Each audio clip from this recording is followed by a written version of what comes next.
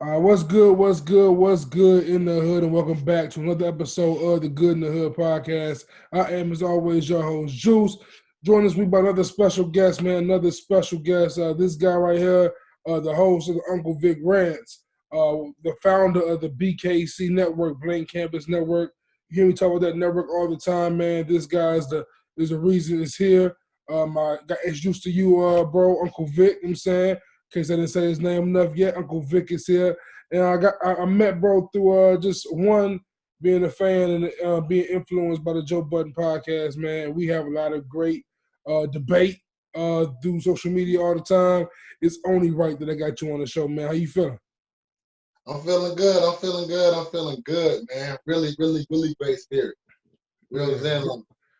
Great to have you, man. Great to have you. We've been having debate up until like this moment, damn near, about what we're gonna talk about today. like literally this morning, we in the group chat going off on a bunch of topics we'll get into today, man. But I wanna give you a proper introduction, man. I think you deserved of. Let people know about your brand, Uncle Vick Rants, and kind of how you got into the media world you in there, man. Thank you, sir. Well, what Uncle Vick Rants is the brainchild of my many social media rants. Like, I don't. First, I'm one of them people that I come to social media and I do it for fun. And what's fun to me is talking hip hop all day long. I can do it. So, or just long form venting about things that I see. Like, I'm a person that, like, I had a cousin tell me one time when I was about 25 years old, young. She said, "You need to stop being frustrated at people who don't see the world the way you see it." She said, "You're a creative person, so you see things that people can't even imagine to be there." And I would always just vent about the way I see the world because I got a problem with elephants in rooms. And I would go like, wait a minute, don't nobody see this shit? So no matter what it is, man, whether it's hip hop, basketball, talking to my kids, I got a problem with ignoring the elephant in the room. So I'll be typing these long statuses, and the shit used to be cool back in the day when Facebook was just what's on your mind, and you know, when that was the stat. But now it's people's attention span has gotten shorter. So when they see a long ass paragraph, they instantly assume, oh, he's angry. What's wrong with this nigga? Why are you typing so much? So I'm like, I had to realize the communication barrier that was there. And I'm like, oh, wait, they think I'm like serious. So me always wanting to be in a media space because I came up, me always wanting to use my dialect for something. But as a kid, it started out with me freestyling and writing music and getting into battles and going to studios and shit like that. And then around the time Drink Champs, like, cause Joe Budden I'd already heard, you know, Joe Budden had a pod, but I still was, and I had an iPhone then. You know, that's when you had the podcast option on there, and I still wasn't checking for it. But Drink Champs, when the first episode DMX dropped on YouTube, and I was like, oh, this is a crazy space right here. Like I said, I knew that then that was going to, so that's what made me go back. And I went and listened to all the Joe Buddens up to that point. And I said, I'm going to do this shit. I didn't know what I was going to do or when I was going to do it, but I knew that I was going to do it at some point. And with me going into the Joe Budden group, I used to just like, it don't matter what it is, man. Like, I think the first topic was, because you know, Joe Budden group, when I joined the Joe Budden group, when me and homie started running, you know, when he asked me to admin and shit, I came in the week Joe and Eminem had that exchange. So I think I randomly was like thinking about people saying that oh, I don't listen to Marshall's music because I can't relate to it, or it was something along the lines of his stature goes down because I can't relate to it. And I just made a long ass post about that. And that's when, like, the real shit, that Uncle Vick was born in that group. because I don't think I'm an old dude like that. But you I talk like mean, they're like, you you present got the yourself that way though. energy, bro. Huh? You present yourself as like an elder statesman though. Like, you know what I'm saying, you very Oh yeah. knowledgeable. You very knowledgeable, and you know your history in hip hop, and you let it be known. Like you let that shit be known. Like, no, I know what I'm talking about. I'm saying that's some uncle shit, Joe. Like that's some. Like, Yeah. So and I just got energy, I guess. So I'm saying, when they started saying that, and they started basically, they kind of championed it. They said, "Oh, Uncle Vick gonna go on a rant." So I just like it kind of hit me one day, and I said, "That's it. I'm just gonna go yeah. on there and I'm gonna do what I do on this shit. Because maybe it'll translate better if they see me saying it as opposed to me typing it and thinking I'm angry all the time. And really, I'm just wrong with it." And that also goes well with the whole Joe Budden thing, because you know what I'm saying, one of Joe's best songs off Rage, you know what I'm saying, was Uncle Joe. You know what I'm saying? So it's That's kind one of my of, favorite songs. you know what I'm saying? My favorite But song. I remember, go ahead. I said that's one of my favorite joints. It just fits so perfect. On the real, you know what I'm saying? And I remember one of our first interactions. I'm like, yo, why, bro, typing so aggressive with me? Like so until I got to them saying we got to exchange more, and we got to them saying the group chat with BKC. I was like, oh, Vic, this is just Vic personality. He ain't mad. He ain't really. This ain't that serious thing. He finds this shit fun, like real shit. So like you typing this shit the whole time laughing. So like once you understand that, and I think that's why getting Uncle Vic rant on video is a great move for you, because you're doing it in like under 10 minutes for the most part, under 15 minutes.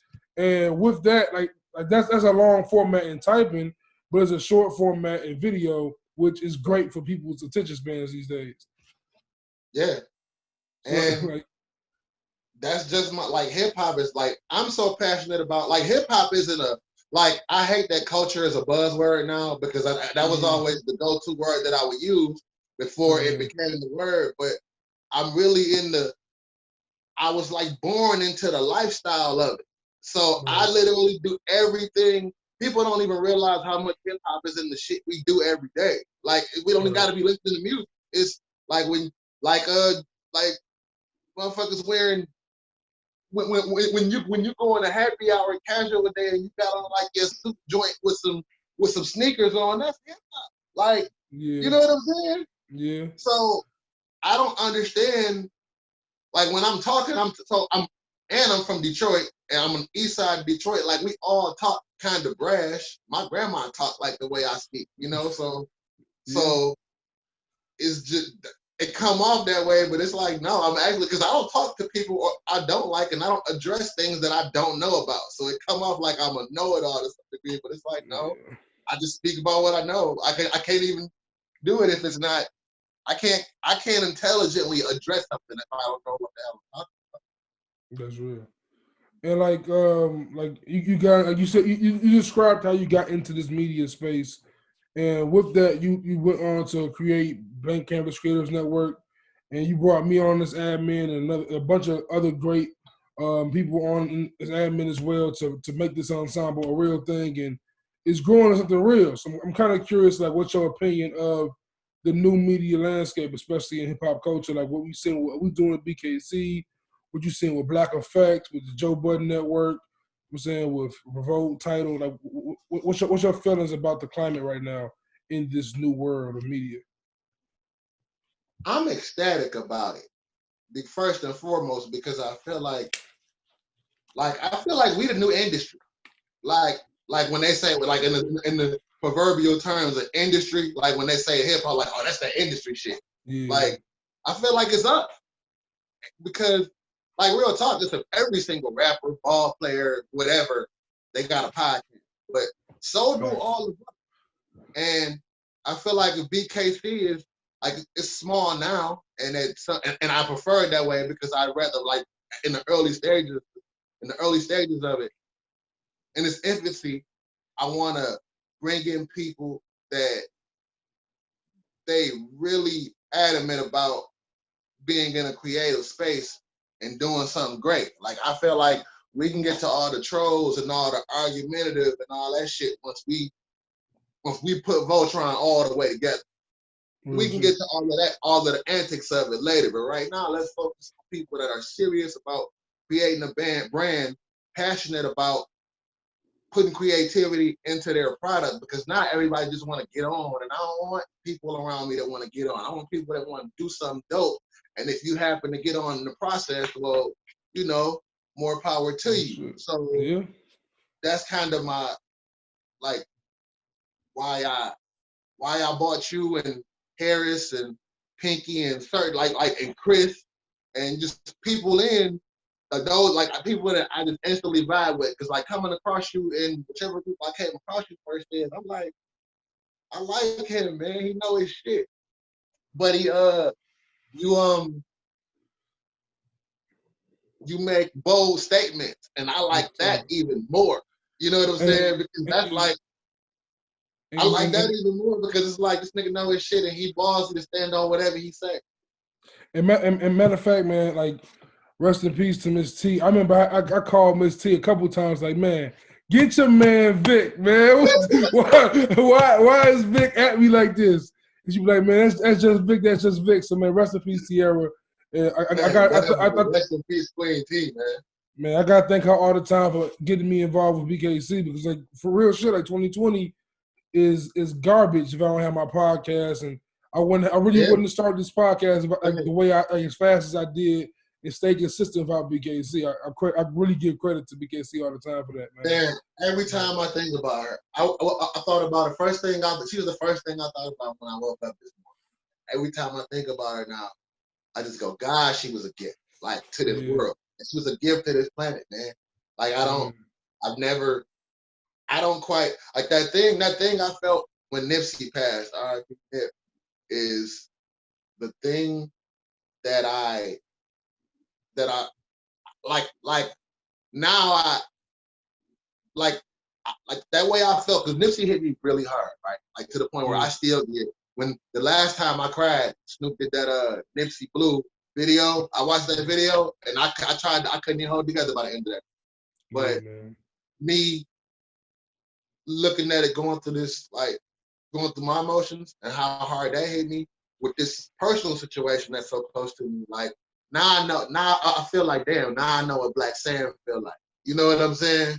Like, now I really understand. That was like a person that was just so special to my heart, and mainly because for the same reasons people look at him like that, like, she just brought a great aura and energy, and she just brought God with her everywhere she went, bro. It's like inner spirit. It was in her spirit. That was a godly person. Like, I don't know how to describe that in any other way but that. She was so spiritual. Like, even when she was depressed or going through something, she was smiling and thinking about others. Like, you couldn't say anything that could make her go the other way. Like, nothing. Nothing. Like, it. I've never seen her like I've seen her mad, but I've never seen her to a point where I'm saying she was not her. I'm saying she's always been. Where she couldn't reel it back in and give you some positive shit in that moment. She never lost control of her true being ever. And definitely a great loss, but she definitely will live on eternally through everything she's given. You know what I'm saying? So like just this ain't possible without her. This just ain't. Yeah, man. Like, her legacy is, you know what I'm saying, everything she gave us, you know what I'm saying, everything she gave the world. Like, BKC, that's part of her legacy, you know what I'm saying. So, and that's why this shit is so important to me. Sorry to cut you off, but that's why it's just so important to me, because it's like, I'm not gonna stop till I put her face on something. I'm not gonna stop till I put her name in some light somewhere. I'm not gonna stop. As long as I'm here. I'm not going to. So what BKC essentially means to me is like, this is my marathon. I feel like I got purpose. Shit. That's real, man. And we were talking about it in the group chat earlier, mentioned like Nipsey. You know what I'm saying, we were talking about in the group chat earlier about King Von and his passing. And like you always say, me and you always jokingly had this debate about how we're saying street nigga versus Aquarian. You know what I'm saying? And that's 100% a fact. But like in Chicago is weird, right? Because I'm definitely 100% the conscious rap dude. But you see the stuff. It's around you. And you can't to ignore it is just silly. And seeing, like, of course, hip hop is a reflection of in the city, of the street, at the core of everything. So now we're seeing that the youth and everything that's happened in the street with the youth, that's now finally starting to bleed into hip hop more and more on a mainstream level. Um, what are your thoughts about that? You think it's going to continue to grow this way? Like, as far as crime growing in the streets, it's going to grow in hip hop as well? Unfortunately, right now, I don't see no end in sight to that, because in order for you to in order for you to find a solution to that issue, you would first have to solve the issue of the environment they came from. Right. I mean, because to be honest, all of this is hip hop, street shit. All of this is the product of the environment they gave us. Yeah. So, like, the things that happened, like, it was only like, I think about it now, right? I remember when I was 14 when Tupac got shot, and that feeling for me, like, it didn't make sense, because like I think about it now, it's always been there, but like when Scott LaRock died with BDP, I was like 6, so I didn't and I don't know if that hit, because hip hop was so a new thing then. I was like, I have a name for you, because like when I think about like Biggie and Pac, I feel like they're different, because like for them, their deaths are like hip hop shit that turned street. But like like with King Von, Nipsey, I feel like that's street shit that turned hip hop. And like, so my mind, the person that comes to my mind for your generation, I want to get your thoughts on, like, Big L. When Big L, when that happened, how was that? How was the reaction to that when that happened? That was weird, because like in Detroit, it seemed like things funneled out of New York, right? And it seemed like all that underground shit. Like the first time I heard Jay-Z was on a Ron G mixtape that I bought at a Caribbean festival that downtown Detroit have every year. You know what I'm saying? Man, what year was that? That was 95. Man. It was 95. Yeah, and because it was before Reasonable Doubt. The first time I ever heard it was Was it Fast Rap Hov? It might have been Dead Presidents. Or no, it was Brooklyn. It was Brooklyn's Finest, it might have been. Oh shit. It was Brooklyn's Finest on a Ron G mixtape. And Reasonable Doubt hadn't came out yet. If Faye had twins, he probably had Tupac. Yeah, like but when Big L passed, like, a lot of people in Detroit didn't even really understand, because Big L was just starting to blow, and like, we had heard underground shit, and he had just dropped the first album with the MVP single on it and all that. So when he passed, it was like The Poor and Dangerous. Yeah, it was like I just listened to that album too, like 3 weeks ago. But when it happened, there was like source articles and shit like that, and like an MTV News post at the 10-minute, because MTV used to have a little 10-minute, every 10 minutes to the hour, they one of the VJs would come on and deliver news to you, and it wasn't like no ripple effect in our city like that, except for in the hip hop heads, like, damn, like they don't even know what was about to happen, you know. But it wasn't it wasn't this thing like Tupac and Biggie when they passed. Like my mama didn't even care if I stayed home to mourn that. Damn. That's how big that, you know what I'm saying, from school. Yeah, man, and that's why, like, I guess for my generation, like, to your point, like, I was only 6 when Pac passed, and like, of course, in retrospect, I'm a big Pac fan, but of course, I didn't feel that death the same way. Like, so for me, it's kind of that was the point, and because I don't want to forget this point. That was the point of what I was saying. Like, when he got because the first time he got shot, and then he lived and he came back rapping about it, we was like, oh, this nigga's invincible. So it was like, you know, in our mind, and my 12-year-old, we like, oh, this nigga, they shot me 5 times, don't die. We like, oh, this nigga's invincible. And then when he got shot, and he was in the hospital for a week. It was like every day we get home from school, like, is Tupac okay? Is Tupac okay? You know what I'm saying? And then he died. It's like, wait a minute, rappers can get shot and killed? And died, like that wasn't. And then Biggie, like, for saying that happened 6 months, it's crazy as fuck. Because literally, I can remember watching it on TV that night, watching him on the awards, going to sleep and waking up. Like, they saying Biggie dead. What? I just saw him on TV when I went to sleep. Damn, damn. I just seen him on TV, and I woke up, and they like, Biggie's dead. He's in the hospital, they shot him.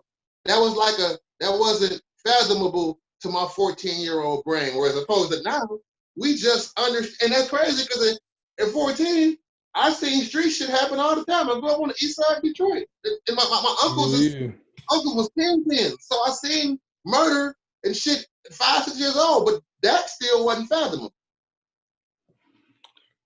That's because we hold like especially when you're kids, like we hold rappers to a high standard. Like if I would have lost Hove, you know what I'm saying, in 2004, I've been so crushed. You know what I'm saying? Mortified, bro. You know what I'm saying? I was 14 in 04. If Hove would have died at the Black Album too, like I've been over with. Like, nah. And you gotta understand, this is the height of it. Like, this is Tupac. Tupac went to prison, and Me Against the World was the #1 album in the country, and we going crazy. Then he come out. I remember he came out in California Love to premiere like a movie, both videos, the remix video and the regular one, like a movie. And he came home from prison, so all of this shit happened. Like, it was a point in time where after they died, we was, as fans, we was like, protect Snoop, protect Puff. We was scared for everybody. Cause we like, oh, they're just not gonna stop till all our favorite rappers is dead. That's crazy. I can't imagine, bro. Like that's like me and Vic always had these debates, right? And the heart of every Vic debate I have is, I'm saying, young nigga, old nigga. You know what I'm saying, like, I'm 30. Vic, you said you what, 39, 38? I'm 38. 38. So we had this. He like, man, 8 years is a big difference. And it is. And when you tell stories like that, I gotta just sit back like, yeah, like that's the being outside shit. Like when like I couldn't have felt those emotions. That I just can't relate to that. Like as much as I idolize Biggie's music, like, or idolize Pac's music, the connection you have with him was just, that's completely different. I can never. It's like they my uncles. Like they was my father figure. Facts. Like and that's why, like, I can't imagine being a 15-year-old kid today. Like, because rappers die today, it's like every week it's a new rapper dying. Man, this shit is crazy. I don't man, I can't, like, that was a big thing, Tupac and Biggie being 6 months apart. I literally was in the mall I seen Soulja Slim in the mall in Detroit 3 weeks before he got killed. 3 weeks before he got killed. So but it was so few and far between, where now it's like, I could imagine how it feels to a 15-year-old when Triple X dies, and like or even a 19, 20-year-old when Triple X dies and Mac Miller dies months later, then Nipsey Hussle dies months later, and I would be fucked up. Like, the Nipsey Hussle and Mac Miller fucked me up. I was that's my era. That's the blog era. Like, so them two, I was like, damn. But for like and the Mac Miller one is, of course, kind of different. But like with the Triple X, the Pop Smoke, I can't imagine being these shorties. Like, and of course they got Juice WRLD in there too. Like, it's so much, and it's crazy.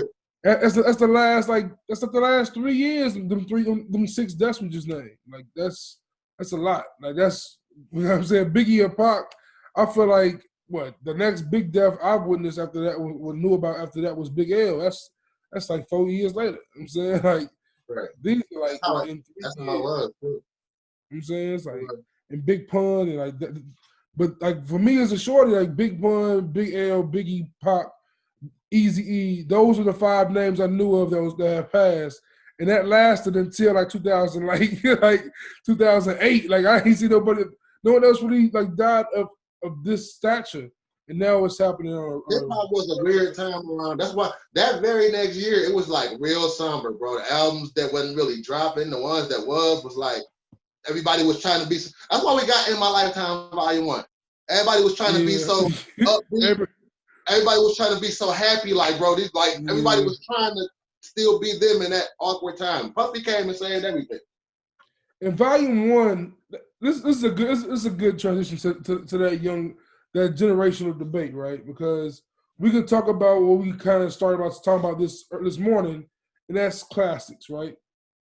Mm-hmm. And when I talked about classics a few times in the past. I mentioned my famous Jay-Z and Kanye got 6 classics statement I always make, and we brought it up this morning again, right? And with Hov, like Volume 1 is a great album. I hear Volume 2, people say it's a classic, but I kind of want to get your take on like in that era with Volume 1. Could you have seen Hov being who he is now? Like I'm the big. You said what? Like after Reasonable Doubt, Volume 1, like Volume 1 was kind of, you know, saying a Biggie Jr. album on the face value. There's some great songs in there, but like when you heard Volume 1, do you think this guy right here is the best rapper in the game? Like when did Hov get that best rapper stamp for you? And that's a good, because Hov is like, for me, Hov is the GOAT. Like I'm Hov's like my first concert was Jay-Z, and it was Puffy, but Jay-Z was the opening act. I've not missed a tour since '96. Like this is how adamant I am about Hov. But I won't say that I saw it then. I would say Volume 2 for me was like this nigga. I was like, oh, he gonna be better than everybody for a long time. So like Hard Knock Life. So Hard Knock Life did it for you? Yeah, that's when I knew, because that was an awkward time for me as a hip hop fan, because I was transitioning, like, because I was in Detroit. I think we seem to be more West Coast, especially in the '90s, more West Coast. I even say that to my homie Skeet Johnson all the time, that Oakland and Detroit are like cousin cities. That's the reason why Too Short, E40, and all the niggas come to Detroit, and they can sell out 3-4 shows a year in Detroit, easy, because we was like a heavy. So like doing all that Biggie, Tupac time, the city was more death row, because our sound is that G-Funk sound is like, it's soul. We Detroit is a soul thing. So we love that West Coast sound. Me, I was kind of the oddball, because I was more prone to East Coast rap, but I was in the middle, so I enjoyed both equally. And I think that like coming into Jay-Z, like when Dead Presidents dropped, I knew then it was like, okay. And I had older cousins that was in the street, so I'm not understanding Reasonable Doubt for real, but I just know it's dope and it sounds good in my cousin's truck when he take me to school in the morning. But Volume 1 came out, and I guess I did not like it, but I wasn't big on it until Streets Was Watching. The movie came out a few months later with all the B-sides. Then I went back and listened to it and said, "Oh, wait a minute, yeah. It's some shit going on here." And then when Volume 2 dropped, it's more than just sunshine. When Volume 2 dropped, I'll keep it real. I didn't even like Hard Knock. I just literally started liking Hard Knock Life, the anthem, the song, like last year. I've always not like that. I understand the moment, classic, but I didn't like the song. But that album, I was heavy in No Limit that year. That's when P had just started making his run for dropping shit every month. And that 97 No Limit era was different to the city. Because right after Pop, we was looking for a sound to lean into, and Master P was making that had that death row feel to it, but it was something else. And and Master P was co-signed by Tupac and Scarface, so that was right up our lane in Detroit. And did Snoop go on No Limit make that happen also? We was already there before Snoop got there. I actually called that moment in my mind, because Snoop, when Dogfather dropped, people didn't like it. I still kind of liked it because I love Snoop. I fuck with Dogfather. Me too. I think Dogfather get a bad rap. Dogfather better than people give it credit for. But at the time, they were fucking with it, and Snoop was caught in a situation. And like I said, at the time, we was afraid that he was gonna get killed in that whole shit that was happening. So I remember saying to my friends, like months before we even knew it was gonna happen. You know, you didn't know if anything happened till you got a Source magazine or something. And I kept saying, yo, what if Snoop go there? I mean, go to no, that'd be crazy. But man, that ain't gonna happen. And then one time we opened it up and we saw the album cover. We was like going crazy, because that's how you found shit out. I remember my cousins always used to tell me, man, Suge Knight gonna kill Snoop Dogg. I said, damn, why? Like, how you gonna do that for? And, like, why the fuck you gonna kill Snoop? What's Snoop? Like, that's how we felt though. And like I remember, like it was this East Coast cat named Kamani. Shout out to Kamani. I had like a graphic, like a Votech, when they take you out your school and out your hood school and send you to a vocational school and shit. Yeah. I went there for graphic arts to draw to get my grades together because I was failing and shit. And it was these dudes that used to rap. And the whole time, like in school, I was scared to rap. So I used to write to myself and I would rap. These niggas would be battling and all that shit. And it was this nigga from Detroit that wanted this dude in this class that he wanted to be from New York so bad. That nigga, I'm telling you, man, Jay-Z better than all these niggas. Quoting lines to me, because Volume 2 had been out for like 2 months, and I had it in the crib, and I would bang it casually, but I wasn't really, because I'm still heavy Master P, banging heavy right now. And he kept quoting lines to me, and I'm like, damn, that line was cold. Like, he said that? I got that CD at home. Wait a minute. I went home, and so I started banging it and listening to it. I said, wait a minute, this nigga is, he a problem for everybody. So Hov is your number one. I'm interested in these talks, right? Because I want to get to the point where we get to what you told me the other day, bro, that needs to be addressed. What? What's up? So like, you ain't heard the Joe Budden podcast yet, but they went into detail on this Saturday podcast about the Goody Mob new album. I'm saying I love that album, by the way. As a verse on this album, it's a great album, good album by Goody Mob. Haven't heard from them in a minute. You know what I'm saying? There's a verse on here, right, by this guy named Andre 3000. You know what I'm saying? And you say you love calling me the Soulquarian, and the Soulquarian king is probably 3 stacks. I'm saying, like, you know what I'm saying? So like, and you think he's overrated? You know what? I've been thinking about this for like days and days right now, right? And I'm trying to. I think that he's overrated as a MC because we know what Dre do. Like for me, and I don't know what they saying on the pod about this Goody Mob. You think he's overhyped? I'm gonna start there. I'm gonna start there at the Goody Mob, right? Because I was in, as soon as I seen his name, my eyebrow went up like The Rock. I said, okay, he coming out to rap again. He coming out. I knew that. I said, because this is what he do. He come out to rap every 3-4 summers. So I said, okay, he coming out to rap. So when it got there, because when I listen to my music, I listen to it at work. So I don't be watching the track list, see what song playing. So when it got there, this ain't even the joint that I'm expecting him to be on, because it sounds very Goody Mob in 95-ish. It sound real southern. It sound real dirty. And he came out and he rapping.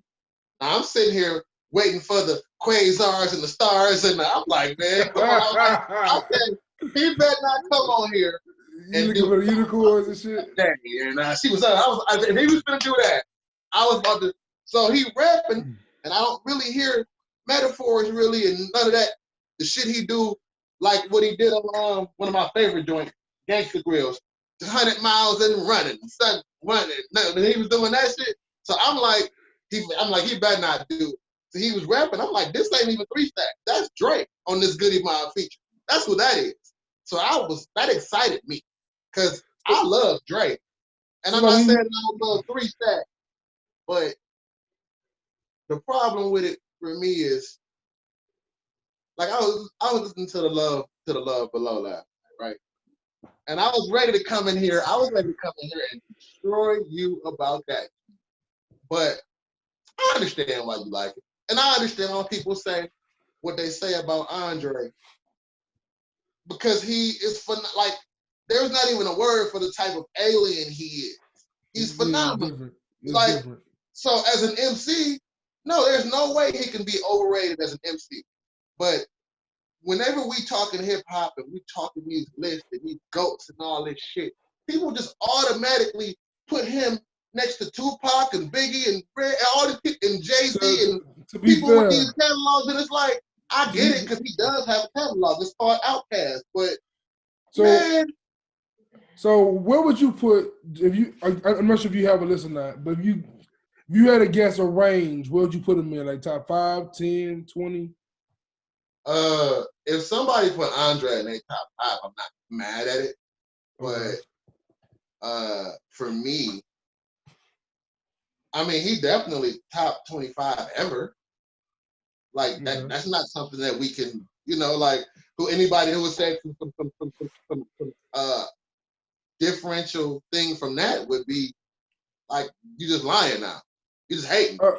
Now, like, and you admitted because you're an Eminem fan, and you admitted that you like when you told me that Andre's overrated, I immediately goes, if he's overrated, Eminem is the most overrated ever to live, right? And you go, Eminem is overrated. So you acknowledge that Eminem is overrated too, in that same way. Of course, like when I say Eminem is overrated, I think it's got gassed over the years to a point where it's disrespectful damn near now. But like I feel like he was overrated. Now he's probably underrated. Like at this point, he's super underrated now. Like at this point, I guess super underrated now. Everyone calls him overrated so much that he's underrated at this point. It's funny. It's like he's almost back in the position that he was in. He's trying to get on. Because it's like white boy, you can't sit with us, white boy. Like because I was never an Eminem fan for real. I listened to the first 3 albums, not including the Infinite. What's it called? The first 3 majors. The first 3 majors: Slim Shady LP, Eminem Show, Marshall Mathers LP. That was the second one, but like those 3 are the I rock with those. Like, I remember Just Don't Give a Fuck. I remember Still Don't Give a Fuck. I remember all them joints. But after that, when he got into super cartoony, like that Eminem, like that era, I'm like, this is garbage. I'm not mad at nobody with that. And he came back and he did like the Everyone Loves Recovery. I don't even get the Recovery hype. I never understood why Recovery is considered a great album. In hindsight, I don't like it as much as I liked it then. Like it's very, I guess what Joe Budden always says is like the Joe Budden album. I don't think it's a Joe Budden album. I don't like that album. Like the Pink. I love that album, but that album is personal for me. I think I can listen to that album. I can understand that. Huh? I can understand that. For me, the best album he's made since Eminem Show is the one he dropped this year. Like the one he dropped this year. This is the best one since then for sure. Like and I'm curious, right? Because I get the Andre's overrated thing because he's just gassed a lot. So, what is your thoughts on on Eminem? Is he better than Eminem to you? Like, how would you compare those two? Them two, honestly, and that's because I didn't say Andre overrated. I said Outkast overrated, and the reason why, and I was listening to Outkast's catalog last night, and that is what you said. You're right. Yeah, that's what you said. That is exactly what you said. I'm gonna say what I'm gonna say, and I'm gonna stand on that shit. Okay, these are right. And I was listening to their catalog last night, and what I realized is it's so many parallels between them and Eminem that it's crazy. Because I realized why the ones of us that bold and crazy but to say they're overrated would say it. And they have a lot of similarities in the guise of they both got diamond albums, obviously. They're both popularity. They both got super cult fan bases. Yeah. Both pioneers. They both have faced criticism of not being as great as they were because they got these magnum opus type albums Like, you know what I'm saying? Yeah. They both have been questioned, like to be questionable at some point, as if they aren't who they are, because they're so like they both do something that's a niche thing. Like, you know, they don't make like they make music that can fit into every category, but they don't fit into a category. Neither artist. They both got subject matter that isn't relatable to the everyday person. Like, I was just sitting there listening to them last night, like, well, damn, they actually have the same type of trajectory or the same type of parallel in how we look at them, but we don't realize, because that's what does it with me for Marshall, right? Is people always, like, their number one thing when they want to dismiss them is, I can't relate to that shit. Well, nigga, you can't relate to Outkast neither. Well, I think it is what it is with Marshall is like Eminem does. When Eminem talks about, like, you do the whole Andre thing with the Quasars and stars, Eminem be going very deep into the pill kill my mama lane. And all these niggas be wanting to hear the kill my mama. We don't want to hear that.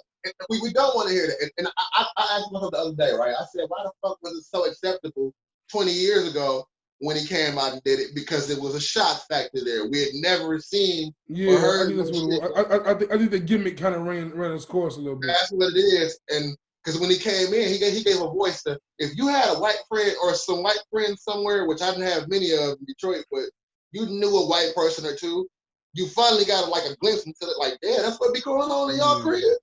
Like also, like, at first, like, because at first it was kind of funny, but it was also like it's super skillful. Like how kids do like violence, want to see me 9 inch nails through my eyelids, like that shit. Like was like, oh, this guy's out of pocket. This guy wild. But like after a while, he got into that like ass like that, dissing Britney Spears, like shit. Niggas don't care about. Like what are we talking about Carson Daly in your raps for? It got to that point after a while, and then he came back. And it was just like the polar opposite. Like he went from like one end to the next. He went from talking about, I'm saying, like ass like that to talking about like some serious shit. And I feel like he lost a big chunk of his fan base. His fan base is still huge. Like I just feel like he lost a lot of, I'm saying, like the niggas. I'm saying, I feel like definitely. I'm saying, I feel like that just lost in that situation. And it's fucked up because in hip hop is only genre. We had this discussion all the time. Like that's this competitive to the point where you got to be your best every time you come out. Every single time. And you got to do that shit for 20 years. Like you got to be your best for 20 years. That's not even. And it's the only genre that the moment you start aging a little bit, they want to say, no, fuck you, old nigga. You can't do this no more. Yeah. Like that's crazy. Ain't nobody looking at Ozzy Osbourne going, you 80, bro. Stop making music. You know what I'm saying? U2, Madonna, like all them, like just eat. Ain't nobody looking at. Ain't nobody tell Aretha Franklin to stop. No, not at all. Like, and you're not gonna tell Aretha Franklin to stop. And it was bad. I remember in our generation, like when we was younger, it was bad when I was 17, 18, 19, because niggas legit said 30 years old was old.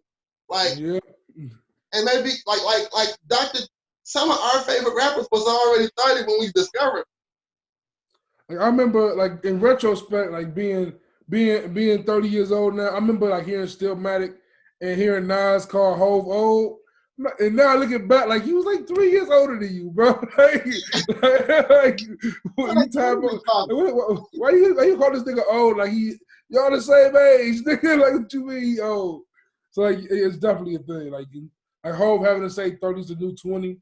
Like 30 you shouldn't have to say that, even though that was my joint. I was saying that I wasn't even 30. I wasn't even 30 when that came out, and I was getting ready to be 30. Like, nigga. Yo, my birthday, I played that shit immediately. My birthday hit, bro. First thing I did, 30 something, put it on right now. I put that shit on immediately. No, that's another. Like, let's talk about that. Like albums that are better later on in life than they are now. I feel like Jay-Z has a bunch of those. Even with Reasonable Doubt, but like Kingdom Come is one of them albums too. Like that, like back then, like it was cool to trash it, but I go the album that people get on my nerves about like people get on my nerves about Kingdom Come because I've always thought it was a really good album. It's a straight, I don't have to go back to it. I have to go back to it and be like, oh, this is low key dope. Like, no, this album been dope since it came out. I had to go back. I remember being back then, so I was like 15 years old. The narrative was to bash this album. One, and Lil Wayne just killed it with the "Those What You Got." He killed that. He killed that verse, and just flipped that song. And but the prelude, "Lost One," like this is a classic Hove records to me, and like it's on this album that we just dissed. Now, an album from Hove that I will say is trash and will never age well is Magna Carta. I disagree. You fuck with Magna Carta? Every time I hear you say that, I'll be like, dog, this nigga not right about that. Magna Carta and Blueprint 3 are my least favorite Hove albums.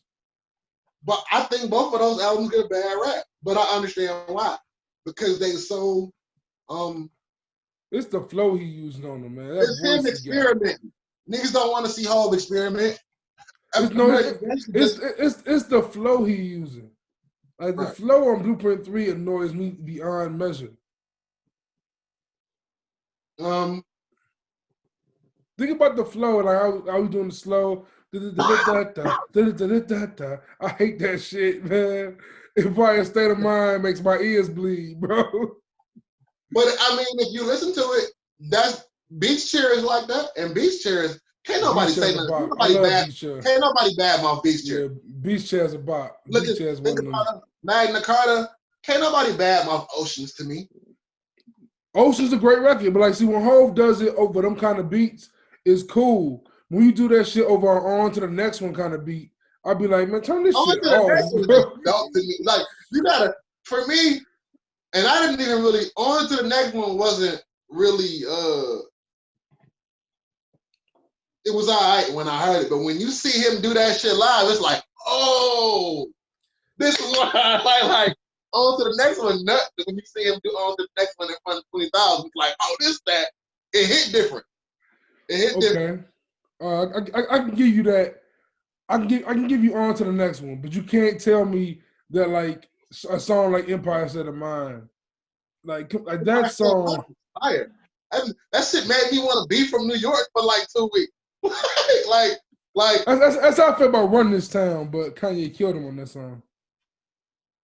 Yeah, Kanye. Yeah. What the hell? You can't take that from Ye. But Hov might have wrote it. Come on. Probably Pusha. It was probably Pusha. Man. It was probably Pusha T. Yeah, I can see that. I want to get more into this Outkast tape because you said I'm finna get into it because I want to talk about this shit. I feel like because dog, the first 3 albums are undeniable. It's like you just said about Eminem. Second place to Cadillac Music, ATLians and the Kumani. Yeah, we can't. And even I thought you stayed on it, even though I'm not that big on it. I guess that's a strong 4-piece. Like I'm not big. It is for sure, and they only got 5 albums. Really, I don't count Idlewild as a soundtrack, so I don't really count that. Idlewild is a soundtrack, even though Idlewild is low key dope. For real. I can't talk about Speaker Box, but Love Below is incredible, bro. Speaker Box, incredible. See, like, okay, here's the thing, right? Okay, I gotta ask, like, this is a real question. Why are you listening to that? Like, what would be the reason? What would be the reason that you gonna listen to the Love Below? What you mean? What would be the reason? It's good music. That's all you. What environment? Like when and where are you gonna listen to that? I listen to Love Below while I'm driving, while I'm just chilling, smoking.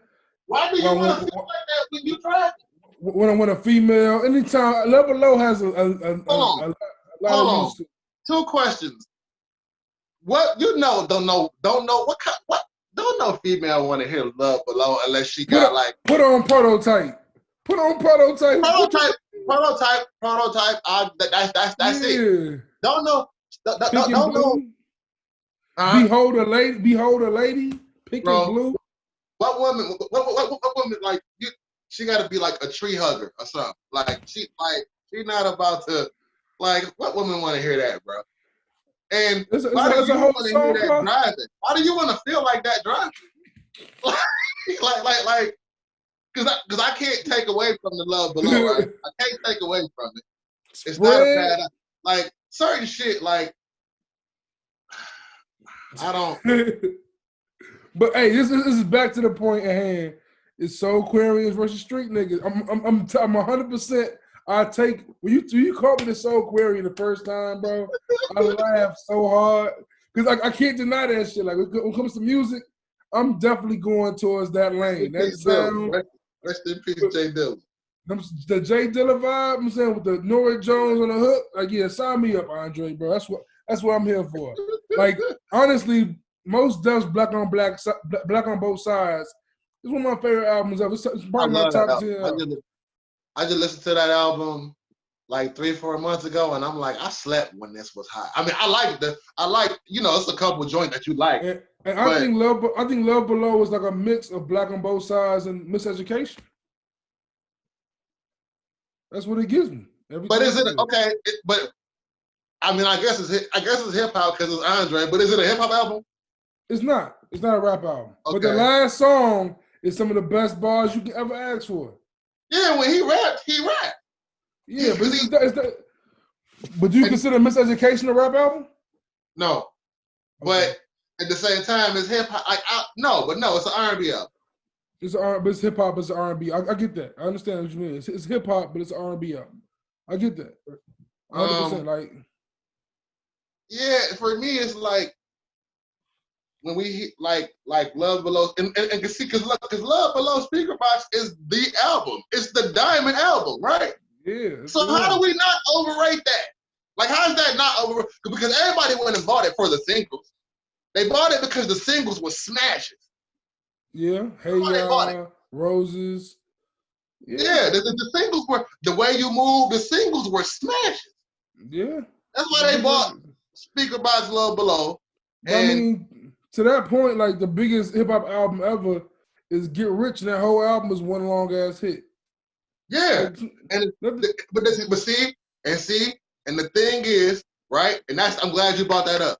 Because the thing is with that, how does the culture look at 50 Cent since that? Because everybody would go, yeah, you gotta get rich or die trying, but nigga, when you gonna give us that again?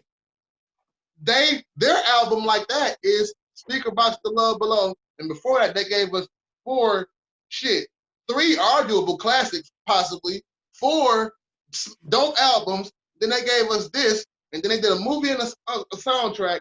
And for 20 years, we've had them here, and they've done nothing since. But Big Boy drops some solo albums that Big Boy rapping. Big Boy raps well, so we know he gonna rap well. But that goes to the double-edged sword of hip hop to me though, because it's like there's only so many Jay-Z's, right? There's only so many people who can make that quality of music for 20, 30 years, right? So it's either you stick around. I'm saying it's with that famous home line from Batman. Either live long enough to see a villain. Dark Knight feeling. Die be the hero. Live long enough to see yourself become the villain. Like you can either, I'm saying, live that long or die a hero. That's the option. I feel like they just Andre chose. I'm saying, peace out before he got whacked. And I feel that. I think Andre's scared of a solo album. He's afraid that the coach is gonna look at him and tear that shit apart because it's not gonna be if it's not a just undeniable. We all love this. I don't think so. I don't think he's scared. I really feel like there's there's too much pressure. It's definitely, but like what would an Andre album sound like in 2020? Like I don't know what sound will he give? I mean, at this point, I don't want it. But nigga, you had 22 Walk It Out was 13 years ago. But he's given us hella classic verses since then. Verses! Well then, if that's the case, his career should be called Versus. Oh, he's like Swizz Beats and Timberland gotta change the name of their shit because Versus should be Andre. And he's giving us verses. I mean, every last one of them verses are every time he come out, he shake the earth. If if all I had to do was shake the earth every 3-4 years with a 32 or a 6, imagine if that's all Hov did was just come out, drop a 32 and leave for 4 years. For the last, that's what he did though. Not for the last 20 years. I'm talking about for the last 444 was like 4 years ago. Fine, he gave us 10 albums. I mean, if Jay-Z wanted to do Verzuz for his whole career, me as a whole fan, I'd be a little distraught. But if he wanted to do his whole career, I'm okay with that because he's given us enough to where he's given us enough. Here's my question then. Like you said, you're OG in this rap culture thing. I'm sure if you gave me a top 10, Ice Cube would be in there. Me? Yeah. More than likely, yeah. So you don't want an Ice Cube album tomorrow, do you? Yes, I do. For real? Yes, I fucking do. Especially the way Ice Cube talking. See, a lot of people got Ice Cube fucked up because the last one he dropped, the last two maybe was in him fucking around with some shit. But Ice Cube went on a run. People just don't. The people low key ignored in the 2000s. He went on a quick little run. West Side Connection? Nuh-uh. Let's right after Real Nigga Roll Call, when he came back with Lil Jon, he dropped Laugh Now, Cry Later, and it was like single off there that everybody fucked with him and Snoop and If You Scared, Go to Church shit. But the actual album is decent. But he got an album after that called Raw Footage, and it's when he had the Gangsta Rap Made Me Do It shit. And obviously it wasn't his time. This came out like 08, 09. But it wasn't his time. The South was rising and all that. And it was an independent album that he paid for out of his pocket. But if niggas go back and listen to that Raw Footage album and listen to Ice Cube on there talking shit, that whole album, it's a Cube album. That's like an interesting point because like we've had a discussion, like especially me and you recently. It's kind of impossible to age hip hop like properly. Like who's really like because like with Ice Cube, like those albums. I remember that album. It was like 08, 09, I feel like, and that was like, and it was he definitely caught a few records on there, but because it's Ice Cube, because Ice Cube was his elder statesman, it wasn't really taking that. People didn't gravitate to it and stick to it as much as it probably should have or could have. Do you see that happening a lot more now, like faster? Like with like you seeing T.I., like T.I. album, like even with his last one he dropped, Dime Trap.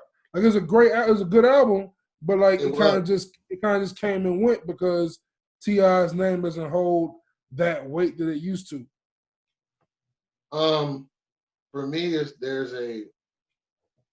this is why I think I push with the age rhetoric so much because hip hop is just writing off some it's MC ain't 50 years old. He just put out a decent album. E40 putting out quality music all the time. Jim Jones is showing you niggas how to age well. Cameron, what was that you just put out? Purple Haze too? Yeah. Whatever he just put out last year, that was dope. It was like, don't do it, especially when the way we age in low key, the niggas 35 to 40 is out rapping 90%, 98% of the 20-year-old niggas. Don't do that. That's a fact. And like I feel like it's weird because when I was growing up, even like me being 8 years younger than you, and my parents played me, like I heard James Brown, I heard Teddy Pendergrass, I heard Aretha Franklin, Anita Baker, I heard all these artists from their era. I don't know why, but it just seems difficult to pass down, especially like 80s and underground 90s hip hop. I feel like it's difficult to pass that down. And as that becomes difficult, it's getting kind of difficult to pass down that mid 2000s rap, like T.I. Like 50. Like T.I. and 50 are bigger celebrities outside their music than I can't believe that's how it turned out for them. Like the fact that the Libra is a strong album, but I don't think it's gonna get the love it should have got. No, it didn't. My kids know who Joe Budden is, and they don't really have an idea that he made music at all. Yeah. You know what I'm saying? And there's Joe Budden podcast listeners that don't know Joe Budden's music. That's a lot of them. And that's the problem I have. Drink Champs listeners never heard a Nori song. Like that's Right. real. That's crazy. And that's a problem I have with our culture because like I said, I'm old enough to have literally seen the 8-track era happen. Like right at the end of it. I remember being a little boy and my grandma having an 8-track player in her car that worked. Like and hearing the song play and it click, and then having a sound system in the house that had a 45 record player on the top and a tape player. Like that's how I fell in love with hip hop because when I was like these movies came out when I was born. B Street and Breaking. By the time I got 4 or 5 years old, you know how they say, and that was that time where they were starting to sit kids in front of the TV and let TV raise us. So right when I'm 5, 6 years old, I got VHS tapes. I got The Warriors, I got RoboCop, I got B Street, and I got Breaking. Them my 4 movies. I'm watching. You know, when you're 5, 6 years old, whatever you want to watch that shit all day long. Yeah. So all I'm watching is The Warriors, B Street, Breaking, and RoboCop all day long. So I'm becoming engulfed in the culture and not even understanding what's happening to me. My mom had the 45 record of the Beat Street movie soundtrack. I saw it in the room and saw that same logo from the record and was like, oh shit. Me, 5, 6 year old, this is how I knew it was time, like the culture and me was gonna be together forever. Because I grabbed the record, bro, and put it on the record player in the house and tried to scratch. Oh, you tried to? You think you was Q? You think you was Q and Juice? You think you was Q and Juice, man? You try to get the I'm tearing my OG record up, my nigga. She come in the room like, what are you doing? She beat the shit out. She beat my ass, boy. But as I felt, I earned that whooping, and after it, I still felt accomplished. Like, did that shit. Like, I scratched the record.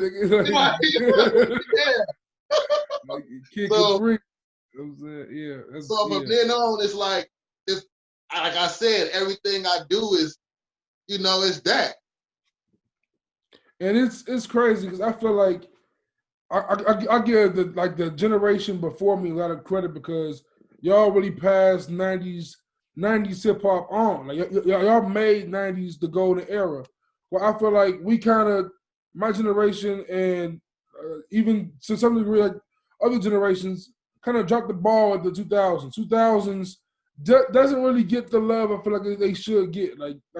And we had that bubblegum run too, where yeah, that's what it was. Hip hop became so normalized, like when what I call it the platinum era, the bling era. Like when they started putting hundreds and millions of dollars in the hip hop, and it became corporation and all the rest. That's why I feel like Jay-Z and Puffy and all them trying to reverse a lot of the shit they did because they put Cristal culture and Gucci and they pushed that shit on us.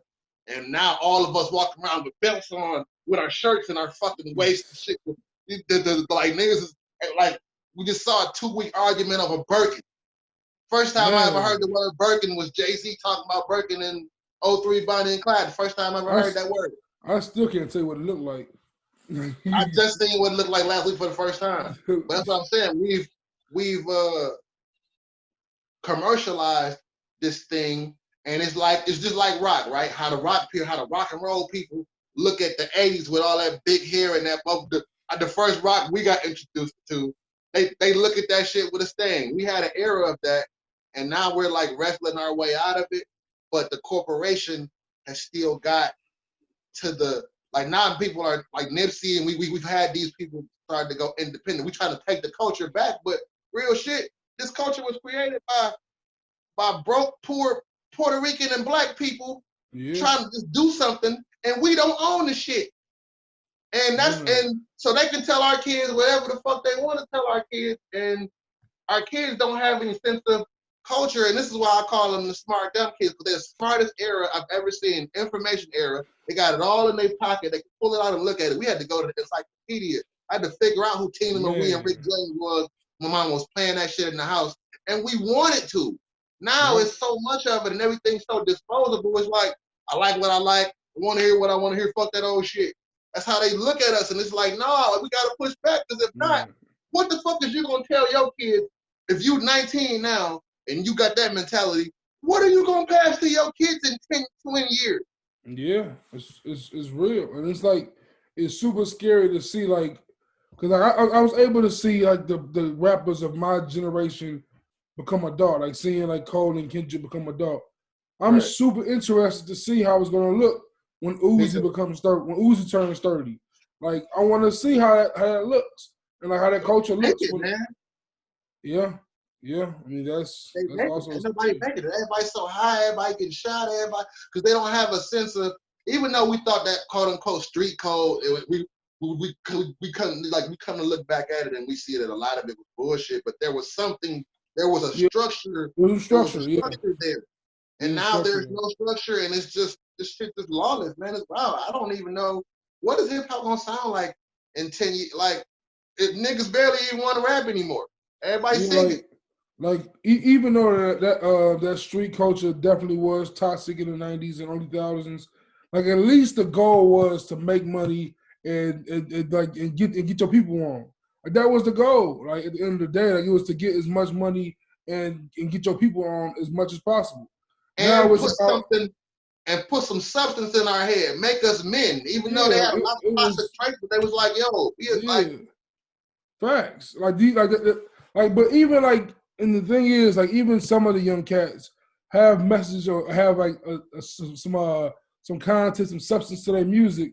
They still are just living toxic lives. Like even King Von, who just got killed. Like we talked about. Man, that shit just hurt my heart, man.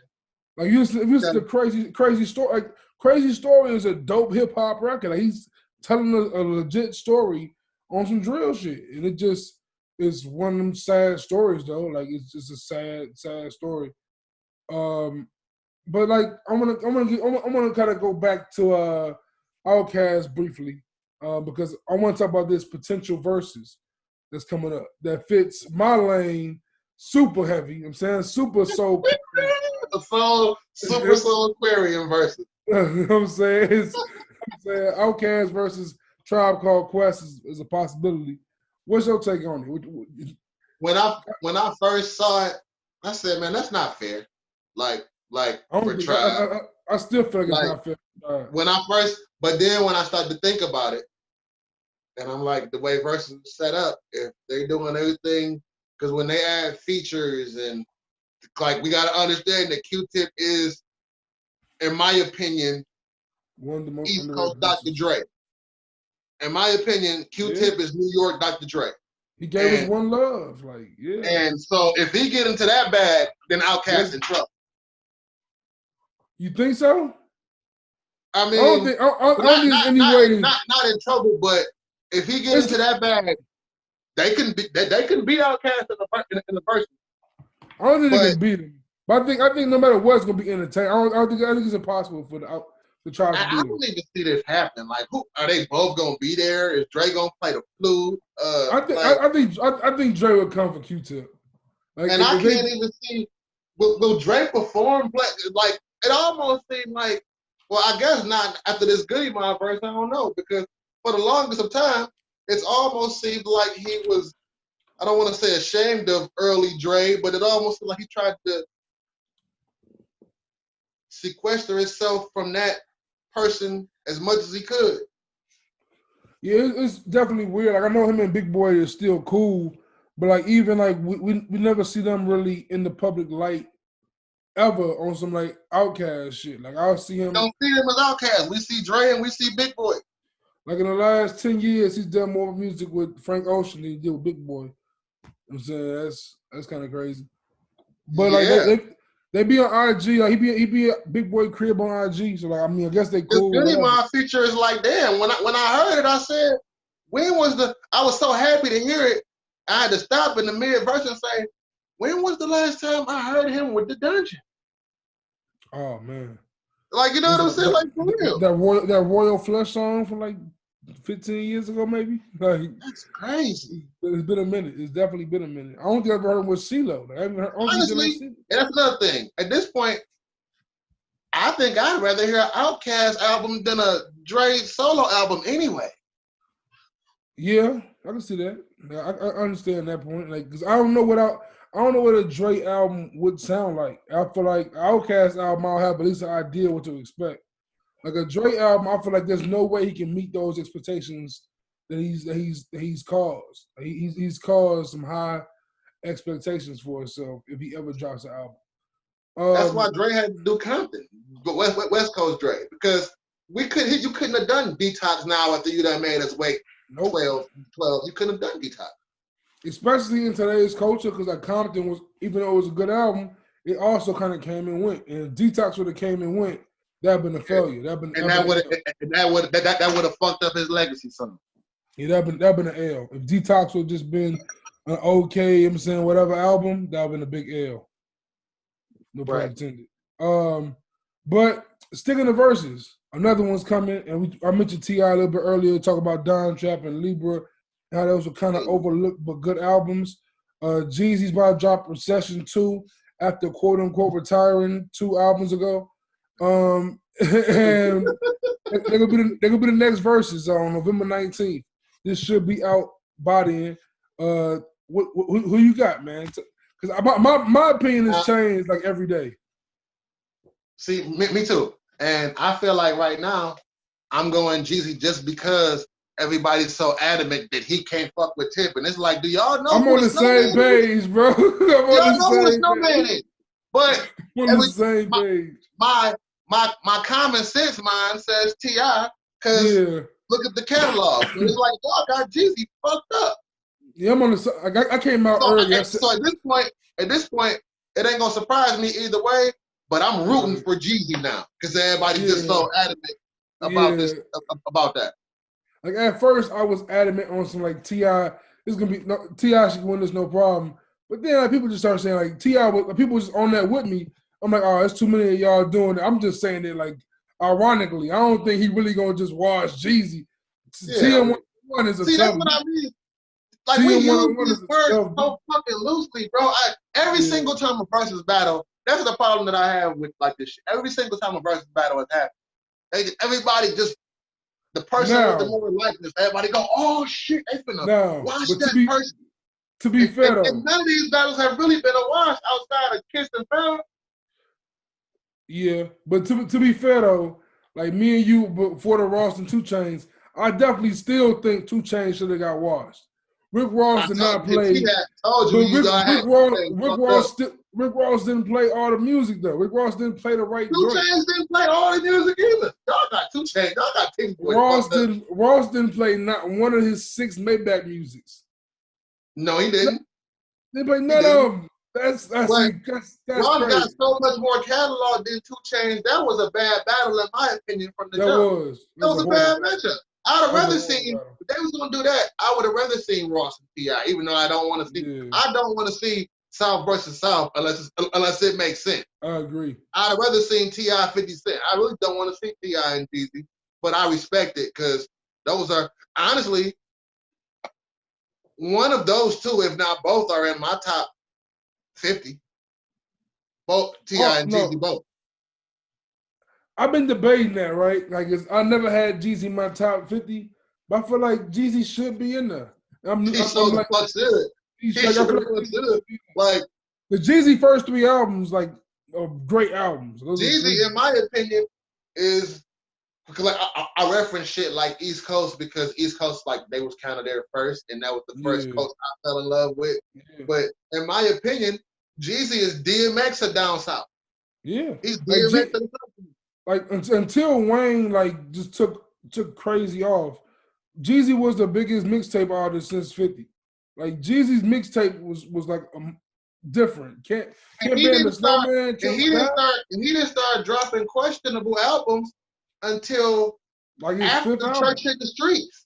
Yeah, his catalog started up until Church in the Streets, which is like 6 albums, some shit like that. Yeah. Only album that I feel like when Jeezy just complete, like I can't listen to it, is that one that Pressure shit. Pressure. That's the only one. Only song on there is that last song. That's the only one I can't. The whole album is trash. Outside of that, that's the only one. Even this new one, 103, is decent. Yeah. Or 104, 104, whatever. And I feel like T.I. is kind of the same. T.I. I've heard like a bad T.I. album. I've heard something that I don't care about, but none of that I ever said walked away and said this is a bad album. I don't feel like. I was so angry that Us or Else didn't pick up like it should have. It's so many jewels, so much. It's so much shit on Us or Else that people ain't even one, especially dropping during that time when Laquan McDonald and all them guys was getting shot. Like, it's so much shit on that album, bro. I work out to that album. That album tough. And T.I. to get a lot of credit for, and I think that's why when that trap king shit, when people talk about who's the king of trap, I feel like he's kind of excluded from that. Because when T.I. came out, I went back and listened to trap music last week. I remember being in 7th grade when that dropped, 8th grade. And I love that album so much, right? I love that album. I was like 8th grade, I feel like. And T.I. was rapping. Like, wasn't nobody from the South. He's been rapping his whole career. Facts. His whole career always been and I feel like that's kind of why he don't get that trap love. But right. T.I. has always been ill. It's just T.I. kind of went. The sound of trap is so different now. They forget that he originated it. Yeah, he came out like in 02 saying that shit. And it was said, you've heard the word trap said in Outkast songs and shit like that before, but the trap music, the soundtrack to the trap, that's Tip. And then you got to credit Jeezy right behind him and Gucci right behind him. Those are the forefathers of this shit. You can't take that away from them. Can't. And I heard somebody make a great idea, right? And I wish they would have tried it. Like a fucking three-man match when all three of them all three of them. I would see that. I would see that than T.I.G. Yeah, that would been amazing. Like, and I can't name. I'm ignorant to it. So I can't name 20 Gucci songs, but I feel like there's 20 out there though for sure. Right. And speaking of Tip, I'm glad you said that because I feel like for a long time I'm like, this nigga not putting no respect on Tip name, man. Like, no, because for me, right, my thing with T.I., and I feel like T.I. is like T.I. puts. You felt that way because I said T.I. would get killed by 50. That's why you felt that way. Crazy. That's ridiculous. I still stand by that. I feel like 50's first album. Not many niggas are beating that. T.I. was gonna clean 50 the fuck up. I'm telling you, he was. 50 gonna put his play on Get Rich and just that'd be it. That's not enough. That's not enough. I'm telling you. That's 12. That's why he ducked the. If that was the case, bro, 50 T.I. versus would have happened. 50 didn't want that. He knew what time. 50 a smart person, bro. He meticulous. Everything that Curtis Jackson does, he does with intention. He intentionally didn't take that battle, bro. You think 50 would battle Game if Game called him out? No. Even though it would make a lot of sense. And I don't think 50 want no Game smoke neither. You crazy, man. Don't want no Game smoke neither. Even though his songs being more massive, more than likely he'll beat him anyway. But catalog for catalog, he don't want no Game smoke. But matter of fact, I think 50 mentioned that already. He said 50. I think someone asked 50 about the Game versus Lil Wayne asked him about it, and 50 goes, "We could do that, but he can't play documentary." See that's corny. That's corny.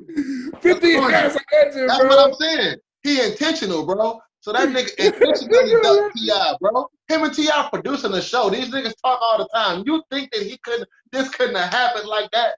50 didn't know. 50 ducked that smoke because he know Get Rich ain't enough for that catalog, bro. About 50 Buster. Now that is a battle I would love to see. I just said that last week. That's one of them battles that I think. But I think personally, I think the better battle for Buster is Ja Rule. I think Buster Ja Rule is crazy. That'd be nice. That'd be hard. That'd be tough. And I'm not even, I can't stand Ja Rule. But that's a coin flip. Ja Rule. That's a coin flip. Like I feel like Ja Rule don't get enough. Ja Rule got hit. Like he got hit. I don't like none of them really, but Ja Rule got hit. I mean, he got Vinny Vici. I'm sure you fuck with that. I hate that fuck. You hate Vinny Vici? I hate that. That shit is get that shit all the way. I almost picked this whole tripod up. Fuck, I hate that. What? That shit is ass. I hate that. Murdergram. Murdergram get a plus, but I don't even gotta listen to that on that album because Murdergram is on Twitch's Life soundtrack. That was the other song, wasn't it? That was a different song, I thought. That was Murder Inc. It's no, I'm almost sure it's on there. It might not. It could be the other one, but because they got a couple. But and Murdergram is fire, but I just don't. I would love Murdergram without Ja Rule on it. Like, I'm serious. Like, my disdain for I don't personally dislike any artist, but if I was to ever dislike anybody, it's Ja Rule, bro. I can't. This is a great topic. I like this. I don't understand it. Let's talk about all right. And when I say that about Fat Joe, you get so mad, bro. When I say that about Fat Joe, that's disrespectful. Fat Joe is terrible, though. How? Where? If you said Fat Joe is terrible, even though that would be disrespectful too. But if you said Fat Joe was terrible before Jealous One Still Envy, I might let that ride. That album is cool. Outside of that album, and I think Don Cartagena, those two albums are good albums. Me, Myself, and I is his best album. That's Me, Myself, and I. Lean Back? Is Lean Back on there? Lean Back is on Terror Squad album. Okay. Lean Back is on Terror Squad album. Me, Myself, and I. Go listen to that album again. Does that make it rain? It might be. Yeah. Okay. No, I don't even. It might be. But like Fat Joe to me is like, you know, this is disrespectful to say. I'm not gonna say he's like this person, but he's similar. He's a '90s version of Fresh Montana, bro. Like he good. He's good because he can get. I be watching you disrespect Fresh Montana too, my nigga. This is crazy. Horrible. That's a bad rapper. See, that's a bad rapper. Y'all be saying the shit y'all be saying. You like, because I love Good in the Hood, bro. I really do. Like, you would think the way that I attack y'all, you be like, this nigga hate. I love the show. But some of the shit that y'all be saying, I be like, bro, everybody in Chicago hate. But I be in the group, and I be like, dog, is everybody in Chicago like musically off a little bit? Like, what the fuck are you talking about? Like, what the fuck is that? Shout out to the Good in the Hood Facebook group, man. But it's like, for me, like Fresh Montana and Fat Joe, like, especially Fresh Montana. Fresh Montana's garbage to me because he just don't rap well. I don't feel like he raps good. Hey, you never heard Fresh Montana on, like, because don't say mac and cheese to me, man. Don't say mac and cheese to me. No, I was going to say, have you ever seen him rap, like, on camera before he was like when he used to battle niggas? Like on Smack TV and shit? Yeah. Smack DVD? I saw like one clip back with he used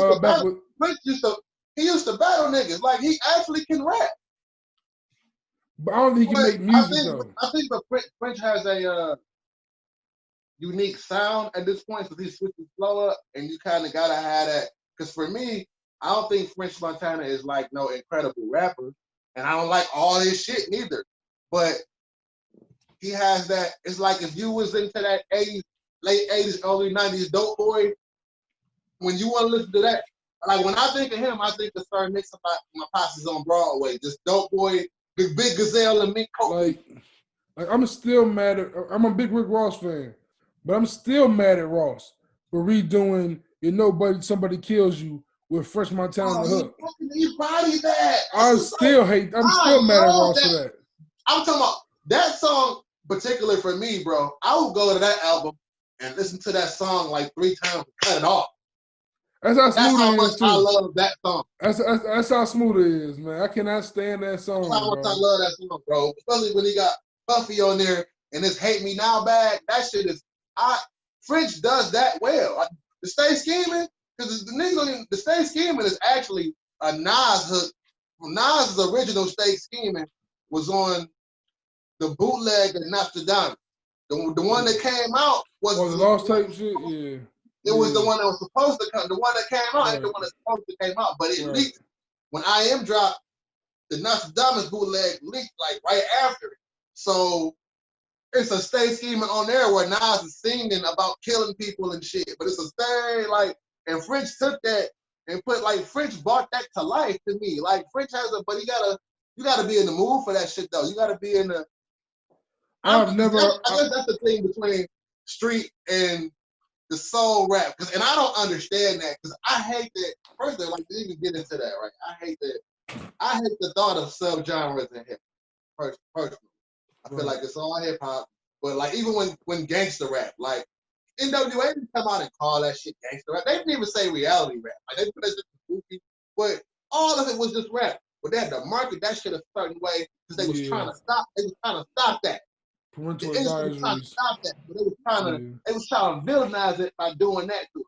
Now that we got all, because if you to me, X Clan and Public Enemy and all them niggas was conscious, they was right along with the LLs and the BDP. That's what I'm saying. So Them niggas had now you want to guns. divide everybody up because they ain't talking about change and shit. But I feel like at the same time, they've done it so much to the point where they've programmed us. So I feel like, it's a lot of rappers that's the same. Wu-Tang could be conscious and street.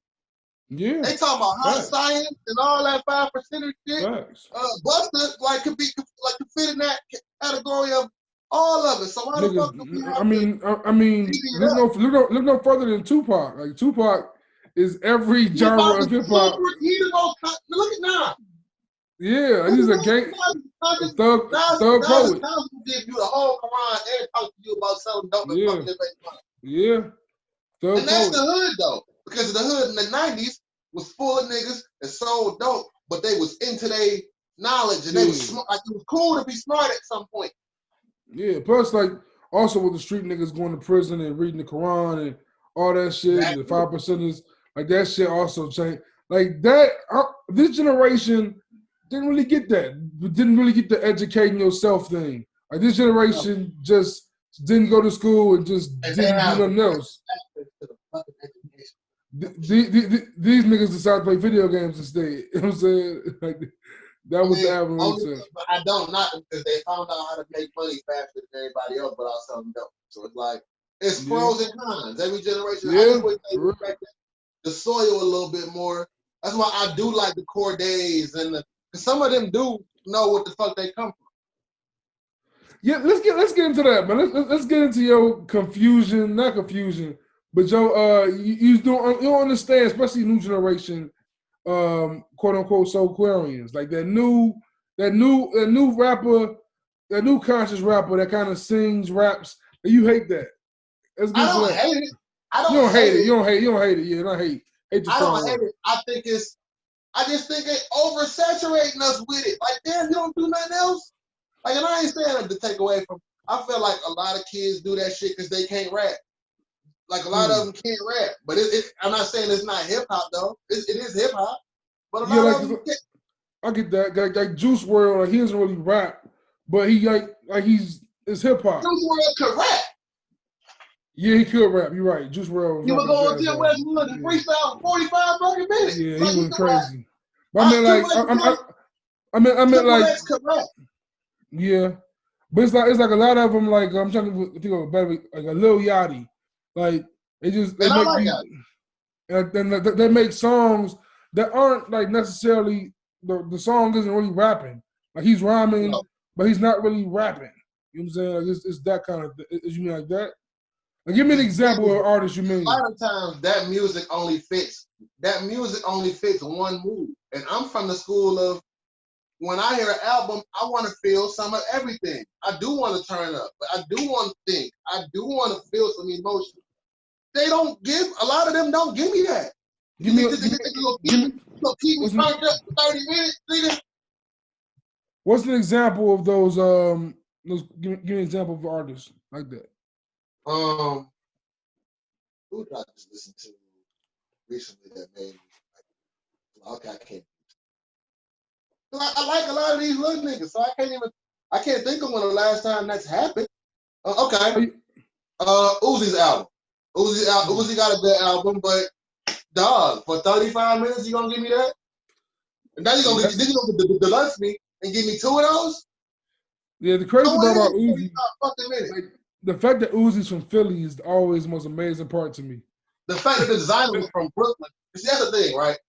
Who? I grew up blessed enough to be able to travel, and I got a big family, so I got to live and go. I've lived in a bunch of different places.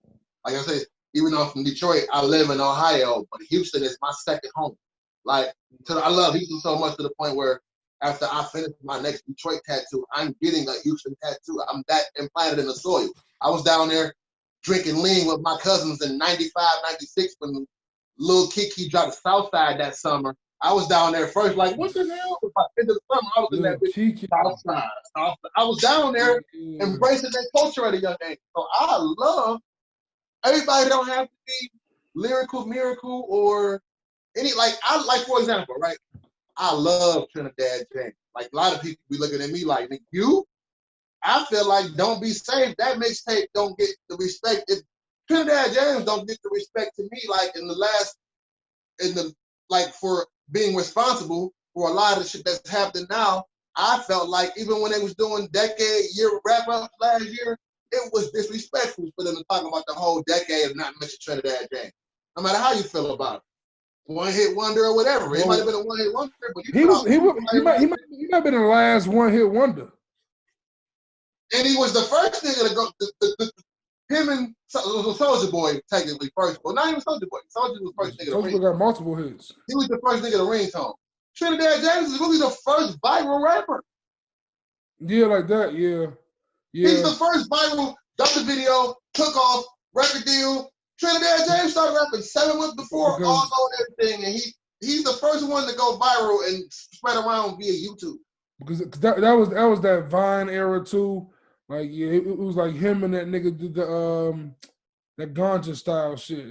That was him and that. And he could actually rap, but everybody got so caught up on the image of what they saw in that video. If niggas listen to that Don't Be Safe mixtape, he got a song on there at the end of it called Giving No Fucks, where he actually just rapping. And it's like, oh, wait, this thing can rap.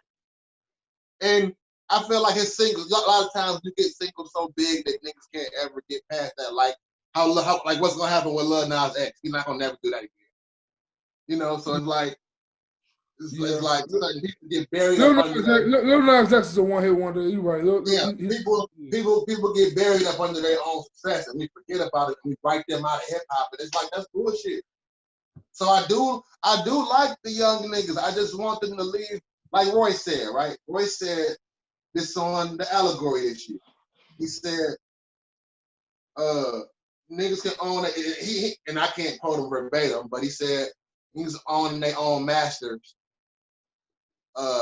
You know, that's good and everything if you're proud of owning your own masters, but what is it worth if the masters are like, what is it worth if the shit don't age well in time? Your masters ain't worth shit if all you do is make us all this I did here and we don't listen to the shit no more.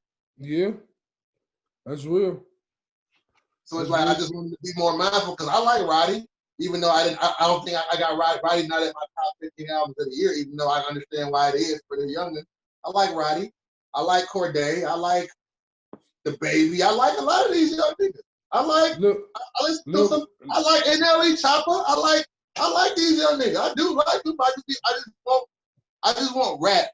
I just want the skill set and lyricism to be placed on, to be valued just as much as the sing-songy shit. And we not, like it's starting to happen, but we need more of that. Why the fuck is Corday not being mentioned as much as Corday rapping his ass off? I'm not a big fan of Corday for real. Really? Why not?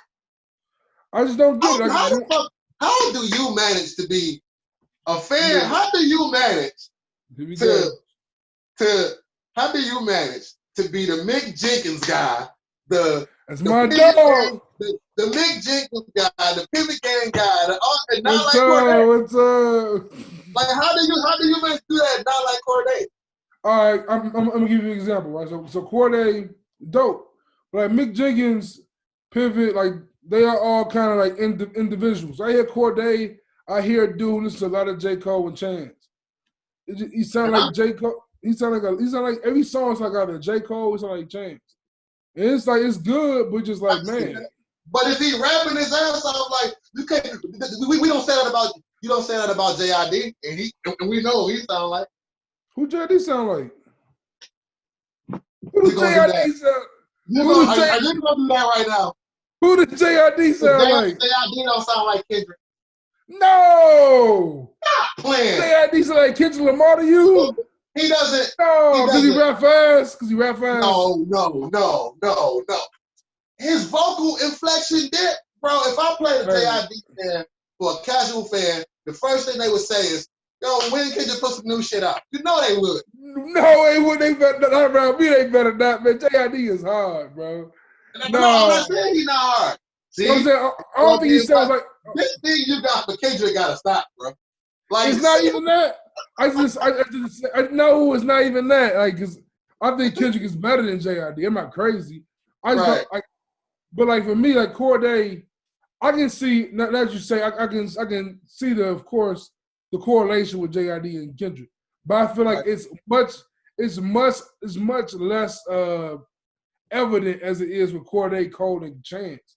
Like JID sounds like I would say more like a. Honestly, I'd rather hear Corday than hear Chance, because I ain't really enjoyed. I ain't enjoyed hearing. I mean, at this point, I ain't had a Chance album since Acid Rap. Yeah, I have not enjoyed one since.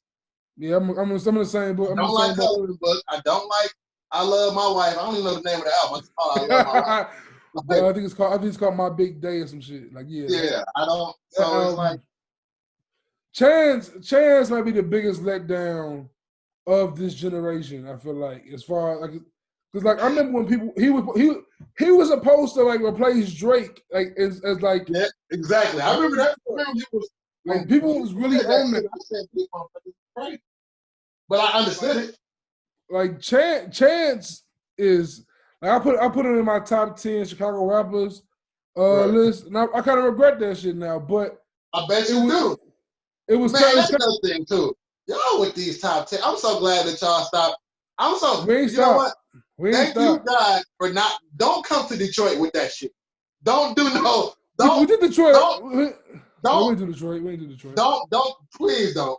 Don't. Oh, I was going to Detroit, but like the homies don't know what I mean. Detroit rappers, like outside, like once it gets to like Eminem, Big Sean, Royce, it's like they don't know much after. And that's not y'all would disappoint our city great if y'all. Now hold on, I think I could put together a nice 10. Black Milk, I'm saying I put in some guilt. I put in some. I got some L's out. I mean, you probably did because you're a Soul Aquarian, and we know that. I'm a Soul Aquarian, bro. So exactly. I fuck with the Detroit guy. Hella Soul Aquarians, man. Y'all deep with the Soul Aquarians. Underground rappers everywhere in Detroit, bro. Yeah, so you probably can put together a solid Detroit list. What's that one group name? Clear Soul Forces. Y'all got niggas down. I'm from Detroit, and I'm not gonna disrespect. Because I can't disrespect my city. Like, you know how we is about our city. Like, but and that's another thing too. I want to say this before I forget it. Because you and Harry with this damn Mick Jenkins, like Mick Jenkins, that nigga, man. Man, like y'all overrating him. Y'all overrating him. All right. To be fair, I agree. I overrated his last project for sure. Who want to drop this year? Yes. The little APs? Yes. The circus? I like the circus. I mean, I like it. Hold on. If I overrate the circus, bro, we're gonna have that talk about the mans. Griselda? If I put them in the same conversation. If I overrate Mick Jenkins, the world overrates Griselda, bro. And I love Griselda, but I feel like Griselda just gets all the looks. Like every look you can ask for as a rapper, Griselda gets it. They spent not getting the look, and they was consistent. I'm like, for real. I'm gonna just go ahead and say it, like, because I don't want to say it to be. Like, that's why I was gonna throw my Griselda hoodie in the background and shit. See, I wore the pivot hat for a reason. I was gonna throw my Griselda shit in the background, but to be honest, Conway and Benny in the last 5 years, or let's see, what's this, 2020? I would say I got on Griselda like 16. They ain't had a bad verse. They didn't have one bad verse. I don't think so either. They not have one best song. How are they overrated? They don't. One bad verse. You know why they overrated? Why? Cause you would name two of them niggas. What you mean? You ain't named the other one. You ain't named Westside. He the boss. I don't have to name him. And people, he dropped 3 albums this year. How he the boss? He dropped 3 albums this year. Albums, Westside Gun put out 2 of the best projects this year. How many Westside albums in your top 10 this year? Exactly. Now, if I would have put 2 of Jay Elect albums in there, you would kill me. Fight for Parents and Who made the Sunshine? Huh? Who invented the Sunshine? Which album cover is? It's 2 that's this the year. last one. The last one. It's the one before. It's Awesome God 2? I think so. Yeah, the red cover. The red cover. Yes, them two. You see, what Westside does is and that's another thing we gotta stop doing, right? I don't listen to, like I said this in the group chat. I don't listen to NBA YoungBoy with Jay-Z ears. I don't listen to Pusha T with fucking E40 ears. Like when I listen to an artist, if I'm gonna listen to Pivot, I'm gonna listen to Pivot with what I know them to do. Not, they don't do this as opposed to they don't do this. You know what I'm saying? Yeah. And I feel like when people get like Westside Gun, they like, first and foremost, his voice is hard to get past.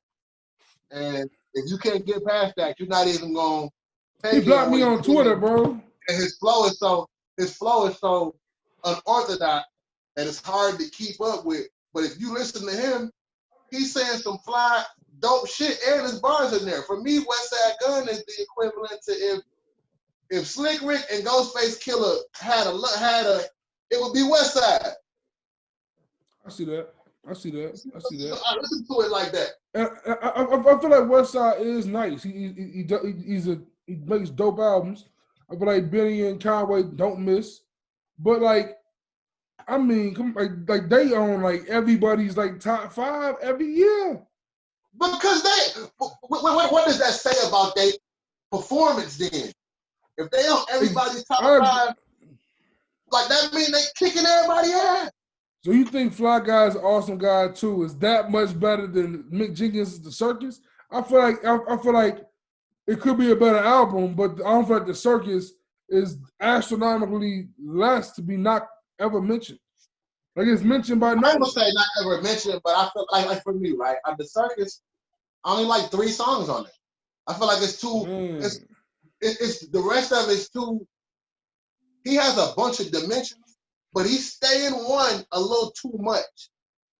If that makes sense. He gets Soul Aquarium vibes. He gets very Soul Aquarium with it. Yeah, like he got a bunch of. He'll show you that he can do all these other tricks, but he'll just stay in this one bag and ride that shit out. And it's like, okay, man, like, all right. How about another Midwest dude who I've been caping for, Freddie Gibbs, bro. Oh, please let's have this. Let's have this conversation, please. And I love Freddie, and you making me hate him. You making me hate him. Cause and I had to think about it the other day, right? I said, well, he is like geographically, he is 10 minutes from where Freddie Gibbs from. So I guess I can definitely a high skip in the jump. Act like you're not somewhat biased towards him. I mean, can you admit that, brother? I don't think. See, for me is right with Freddie. Freddie is different from me. So Freddie, and I remember when Victory Lap came out, right? For me, I thought like Freddie, J-Rock, Nipsey, them 3 could change hip hop with the sounds they have, right? So like I always want to give Freddie his flowers when his time came. I just feel like Freddie was just always like under the radar with it. And when that Bandana dropped 2 years ago, or was last year, and then with Alfredo this year, I'm like, all right, Freddie is ready to show niggas he's clearly on the same level, if not above at least the Griseldas of the world. You know what I'm saying? He's on the same level as Griselda, I feel like. And I feel like, agree, but you say I feel like you can hear every great rapper, every legend in hip hop give Benny the Butcher and Conway, Every Flower. I was just like, man, Freddie Gibbs is just as nice, if not nicer. But it seems like okay, because like the statement you made was Freddie Gibbs is the best. You said rapper, the best rapper in the game right now. Yeah. And I guess I'm not gonna. That's not no far-fetched argument. So I'm not sitting here saying that. I feel like he has the best rap album of the year. That makes you the best rapper in the game. Alfredo is not better than Alfredo is not better than King Verzuz. Alfredo is not better than Alfredo is not better than Alfredo is not better than Alfredo not better than Burden of Proof. Alfredo yes, it is. Burden. If you would have said from a king to a god, I've been like, maybe. It's not better than that. It's not better than that. It's better than the Burden of Proof, though. It might not be. It's not better than ELE2. I think so. ELE2 is cool. I don't know if ELE2 is in my top 10. What? I'm not sure yet. I ain't write it out yet. I'm not mad at that because it just dropped. I ain't write it out yet. I'm not mad at that, but I'm not sure. Like, I like it. Like, I still listen to. Alfredo not better than Bandana. No, it's not better than Bandana. No. So how the fuck is it? Because Bandana. Hold on. Burden of Proof ain't better than the plugs I met. Yes, it is. Burden of Proof? Yes, no, it's not. 18 Wheeler.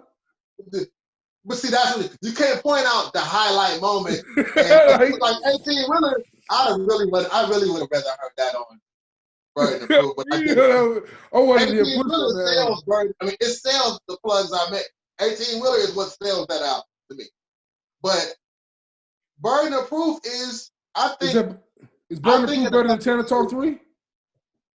You say, is it better than 10 Talk 3? It could be. I don't want to say yeah right now. It's too soon. I think that Burden of Proof gonna be one of them albums that we're gonna look back at it 3 years and be like, oh, that's what that was. I think in 3 years, I think you look back at Alfredo that way in 3 years. You sleeping on Alfredo. Alfredo might be in my top 5 this year. Not saying because I ain't taking away from him. I ain't taking away from him, but it's like I got about 25 albums on my year wrap up list right now. It's a lot of albums this year. A lot. Yeah, real talk. I hate that everybody keeps saying ain't been no music dropping, and real shit. COVID produced a good ass year for music and back. I feel like COVID low key. Yeah, they can't tour, but for music, battle rap, and podcasting, COVID has been amazing. But I think everyone just expected to get that Cole, Kendrick, Drake. They expected to get those albums this year. So when people didn't get those, that's what made it kind of disappointing. See, that's what I hate about this current state of hip hop, though, because everybody's so fixated on who name in the lights, how many numbers next to the name in the phone, like how many. I ain't know, like back. See, that's what I see coming up in the era I came up in.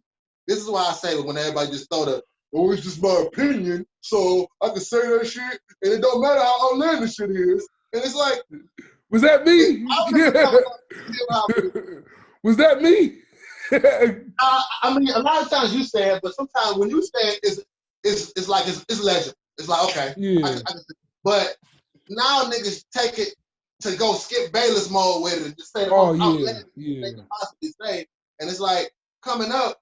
I don't expect everybody to like all the same things or everybody to like everything, but there was a universal thing in hip hop because it was so new. People were just excited to get it. So it was like it was getting. I remember when it was coming in song for song, album for album, but there were no stations you could go to and hear hip hop all fucking day, or there was no. I could just go in my phone and listen to 30 million songs of hip hop if I wanted to. It was like, oh, yeah, new shit. It was like getting new dope on the block. Like, oh, yeah, new shit, bring it here. So we was making up the criteria as it was happening. Like, oh, that's good. Oh, that's not. Throw it away. Like, literally throw it away. If it's not good, throw it away. Not keep it around and say, well, that ain't good. No, throw that shit away if it's trash. That's what was happening. But now, I feel like it's tough nowadays because like a lot of albums. There's some good albums that dropped this year, that I probably haven't listened to since they dropped. Like it's just because it's because it's just so much music. Like it's impossible to keep up with shit. So like, it's do you call that, is that considered trash? Because it's like I don't know how to. I'm of the belief, because of like me being, first and foremost, me being a person that has been in the studio and created music, good, bad, indifferent, and I be like, nobody ever heard me rap, so I'm gonna tell you, I don't know if I'm good or bad or not. Me knowing what it takes to be able to create anything in that element, I respect people who can go in there and do that. But and because of that, I can recognize when something is, maybe I don't like it, but that's not bad. That's how I look at shit. Like if I hear something that I don't like, right? But I can recognize, I'm thinking now, I take the mind of a marketer. Could I market this though? If I could market this, it's not bad. It just means I don't like it. So there's it's a weird nuanced gray area with that. Yeah, man. I've heard this is a good place to wrap up, bro. We didn't go on a solid 2 hours. Should we gonna do this again multiple on the Riz? Then at 3:30. I'm sure we're gonna do this again in the future. We got so much that we didn't even get to. We didn't get to Black Thought. Oh, we can't leave yet. Yo, Vic is so. Yo, Vic will call me disrespectful for saying Fat Joe ain't ill. Like he goes, I forgot. This nigga called me disrespectful for saying Fat Joe is terrible. Say your Black Thought take. I'm not even gonna say it. I can't fix my lips to say these words. Go ahead and say your Black Thought take. I don't. All right. Black Thought overrated, man. And he got a Philly beard. Why you gonna say it? You got a Philly beard, and you gonna say this? Go ahead and say it, man. The disrespect is out of proportion. Oh shit! I can't feel my kidney. Black Thought overrated, man. Like, but not as an MC. Not as an MC. Like, we know he's an alien. It's the same thing I said with Andre. We know he's an alien.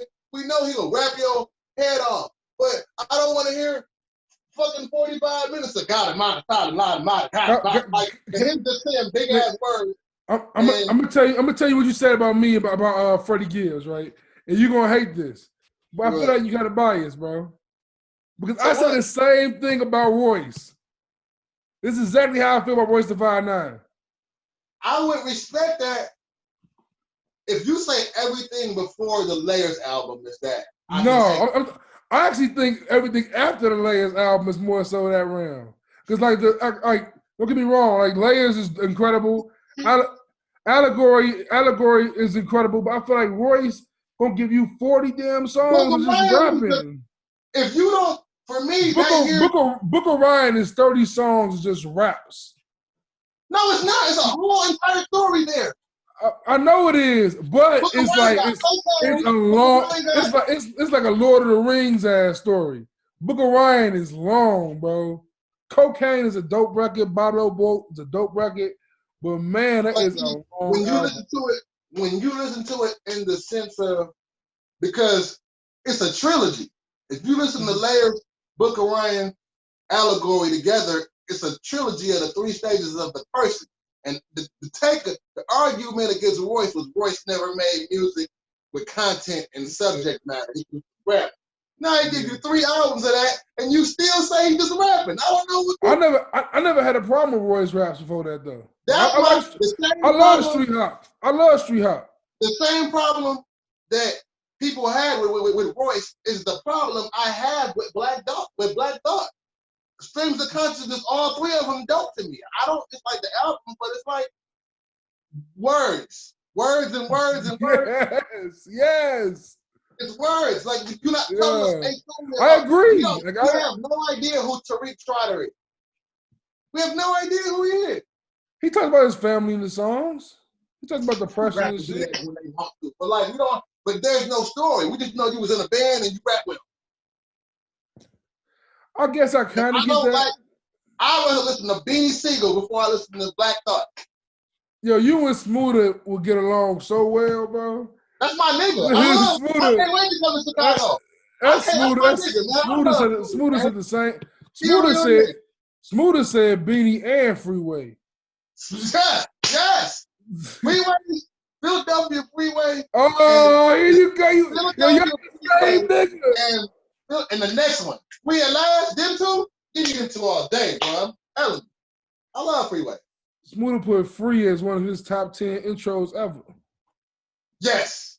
I don't know about ever, but because I don't know about ever. Intro. It's up there. It's up there. It's a tough intro for sure. Oh man. Like, I'm not saying he's not overrated. We know as a lyric, he's not overrated. As an artist, as an artist standing away from the roots, to me, I just want more from him. I like that on the new one. He experimented and tried to do new sounds and shit, but he still talked about a bunch of smart shit, and he never gave us anything to respect. I need you to stand all the way on that ledge now. You halfway on the ledge. I want you to get to the end of the ledge real quick, man. What? Tell the people what you said about the Roots and who could replace Black Thought. Joe Budden. I'm standing on that. I'm standing on it. I'm standing on it. If you put Joe Budden and the Roots and take Black Thought out, I guarantee you'll get better music. If you put fucking those stories from the Love Lost series behind some Roots soundtrack, my nigga, you can't, come on. Long as it's all Love Lost Joe and not like if it's padded room Joe, I can't even imagine. I'm not saying. You put the Love Lost series with a Roots soundtrack, and I guarantee you it might not be as mainstream even as some of the Roots hits, but I'd rather listen to that than I'd rather listen to Black Thought series. And we gonna have to do this again because I ain't get on you about you saying Jay-Z and Kanye West got 6 classics. Nobody has 6 classics ever. Nobody in heaven. Reasonable Doubt, classic. Blueprint, classic. Black Album, classic. American Gangster. No. Why not? I love American Gangster. I love it, but it's not. It's a soundtrack to one of Denzel's best movies. It's a story. It's a concept album. For me, that was because with Kingdom Come, when they got mixed reviews, I was disappointed about it. But that was an album that when Gangster came out, I said he back now. They can't front on this. So I'm not taking away from it. That's an amazing album. Great, every single song. Okay. That shit that I don't really like.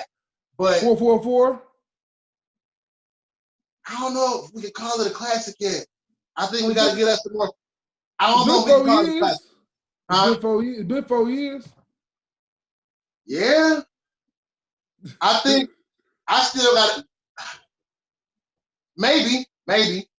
Jay-Z, story of OJ. Maybe. I mean, I love 444. Maybe if somebody said to me that was a classic, I'm not gonna argue that. That's Ho's layers, like comparing them to Royce. Yeah, I wouldn't argue that.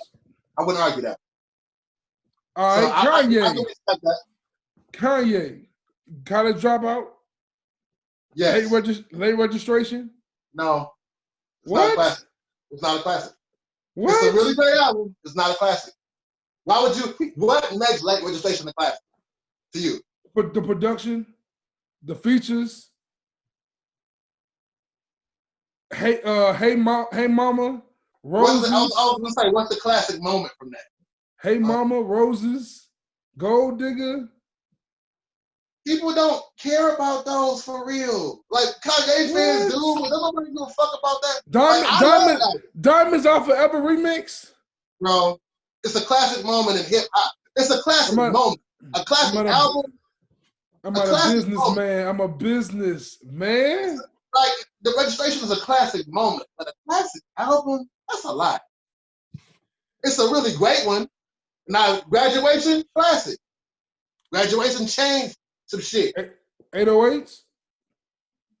I would argue against it because I don't think it is personally, but for what it means for this new generation, Without 808s, we don't get Drake changing his style the way we do. Without 808s, we don't get Drake, Kid Cudi, or Travis Scott.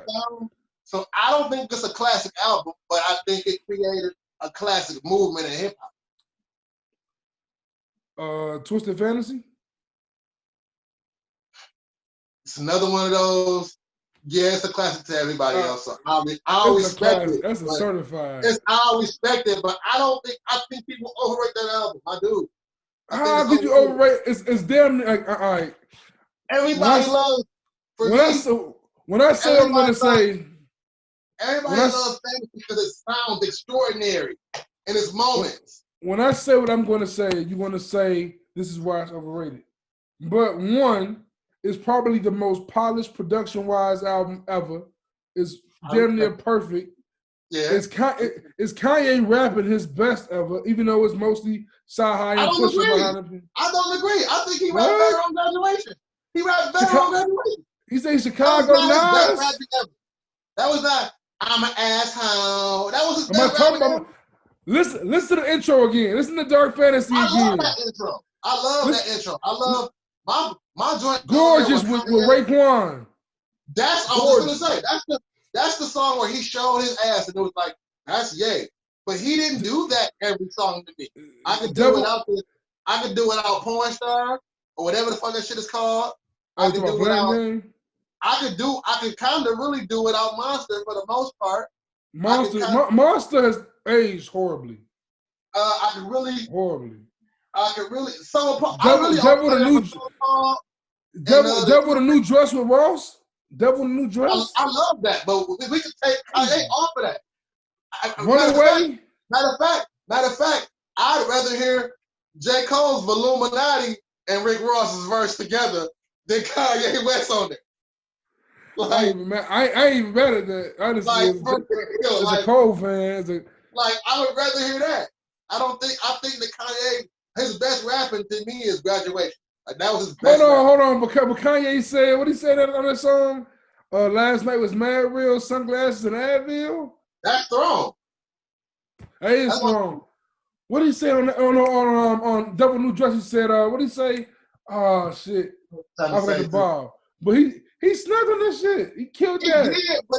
He did, but it's not his best. His best rapping is Graduation. Is he still talking about something? That's the last time he had real subject matter, in my opinion. That's my favorite Kanye album, Graduation. So I can't knock that. Like, that's the one. That's the one. The only skip on there for me is Barry Bonds. I hate Barry Bonds. Everything else ain't bad, but I like that. I was never really big on it's all because Wayne verse is so horrible. It's not even funny how bad it is. I don't even like that beat. Yeah, it's just not a good song. And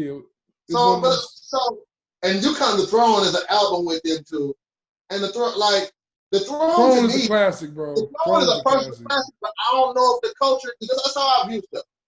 I feel like the classics, the street classics, is personal classics. Like to you, it's personally a classic, and then it's like universally the culture got together and said, "This is a classic." I think the Throne is that way. I think Throne is all the above, man. I got Jay-Z on a RZA beat. I got Jay-Z on a Pete Rock beat. I can't ask. I mean, I agree because he showed his ass on that. I just listened to that album Thursday. I listened to that album probably twice a month. But the joy is like one of my favorite songs ever made. It's wrong. You would be Soul Perry and that. You gotta pick the most. Yo, that was boom bap. The most corduroy Koofy song on the damn album, and you like so is Throne better than Good Kid, Mad City? Yeah.